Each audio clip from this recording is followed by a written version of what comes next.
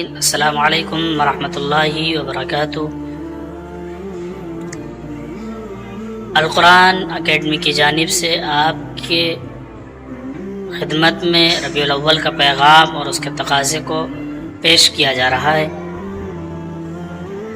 ماہ ربیع الاول کی آمد مسلمانوں کی توجہ اس طرف مبذول کراتی ہے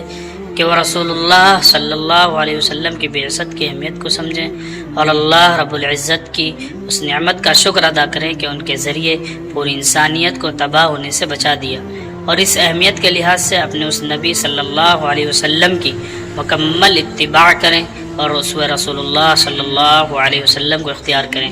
اس نبی آخر الزماں صلی اللہ علیہ وسلم کی حیات طیبہ میں انسانی زندگی کے تمام پہلوؤں کی رہنمائی اور رہبری ہے، لہذا ہر انسان کو چاہیے کہ وہ اپنی فلاح و اصلاح کے لیے آپ صلی اللہ علیہ وسلم کے اسوہ حسنہ اور آپ کی سیرت طیبہ کو اختیار کرے، اور بغیر آپ صلی اللہ علیہ وسلم کی اتباع اور پیروی کے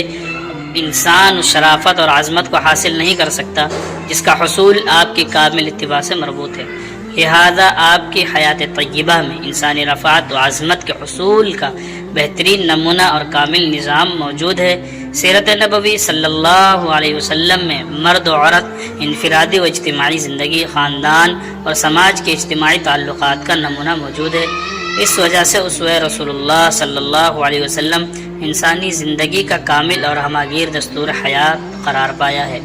اگر انسان اس کو اختیار کر لے تو اپنی رفعت و عظمت اور شرافت کو حاصل کر سکتا ہے، لیکن اگر اس نے اس سلسلے میں کوتاہی کی اور خواہشات نفس کو ترجیح دی تو اسے یہ مقام بلند حاصل نہیں ہو سکتا، بلکہ وہ جانوروں سے بھی بدتر ہو جاتا ہے اور وہ حیوانیت اور درندگی پر اتر جاتا ہے۔